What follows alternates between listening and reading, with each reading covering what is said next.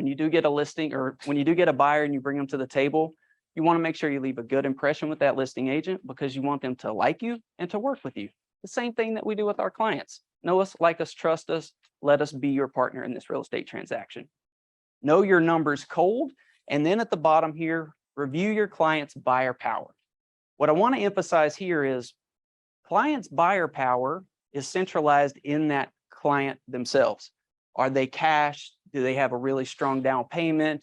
Great FICO? Do they have resources? But also, is it a buyer's or a seller's market, right? If you're in a buyer's market, guess what? All buyers just got more power. You need to react accordingly. Next slide, please. When we get ready to talk to these agents and we have these conversations, keep in mind, not all markets are the same. We just went through a shift. Some would argue we're still in one. But regardless, we have seen the tides have turned. Lots of listing agents out there right now are not aware of it or they don't know what to do with it. They've been trying so hard to get listings for the last 2 years because they wanted the power. And now they don't have the power anymore and they don't know what to do with it. They got listings and they're begging for buyers. But just like, where's Anna? Is Anna here? No other offers on the table, but suddenly after she puts in our offer, oh, we got another offer for 100 grand higher. You know it's a lot. You know it's a lot. But these agents, they're trying their best to get that power back. You have to deal with that and you have to deal with it in a positive way. Okay. The key there for us, if we find ourselves in this situation, look at the pending CBBs. Look at all the pending transactions that are going on across the board right now. I guarantee you that 2 number just shot up to 3 in a lot of cases. All the comps that I'm doing right now, I am letting my listings and my sellers know this property that sold for X dollars, they threw away seller commissions or the seller concessions for closing costs, and they bumped that CBB from 2 to 3%. Do you think that affects your actual property value or your listing value when you go to market? Should, right? Next thing I want to ask you guys are, and this is interactive. I want to ask you guys this question. So when you get a script, is a script used for manipulation? It's not, right? It can be, right? In the wrong hands, it can be. Is it a tool for communication? Yes, a little bit more, a few more head nods there. Is it used for building relationships? It should be, right? And at its finest, used well, it's exactly what it does. And let me ask you guys why. Why does having a good script lead to better relationships?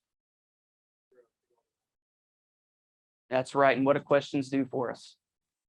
Give us the answers we're looking for and connect us to whatever their real needs are that binds us. Connectivity. You're exactly right, Steve. Steve said they answer the questions that we ask. And when they answer the questions we ask, we can connect with them. Scripts are not a tool for evil. They're a tool for good. And I want you guys to embrace those. They're not just for your clients. They're for the other agents too. Okay.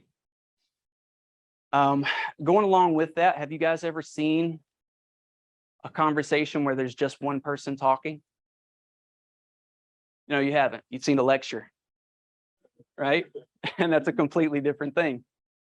What's great is in college, the smartest person in the room is the one that's doing all the talking. They're the one giving the lecture. But in the real world, it's usually the other way around, right? The person who knows the least is the one that's talking the most, right? So if you find yourselves in a situation where you're dealing with another agent who's just burying you in text messages or burying you in emails, or you get on the phone and they're just going off like a machine gun, it's tough to deal with. You have to take a step back and realize that person doesn't know that they don't know what they're talking about, or they're just struggling to find the words because they didn't take their time to prepare a good case before they talk to you. You can't fix that, but you cannot be that person. You can choose to prepare your case ahead of time. And when you find yourself monologuing that other person, you can be the change you want to see. So before you guys get ready to have difficult conversations with clients, you prepare a script. Same thing when you're dealing with the agents. Next slide, please. This is the script that we talked about before when we get ready to put in an offer for our clients. I like to say my clients really liked it. What's the background? What do the sellers care about? What can we add to the offer? What's? Not yes and no questions, very few multiple choice, except for the last two down here, right? And those are just getting information at that point. You're kind of out of the script at that.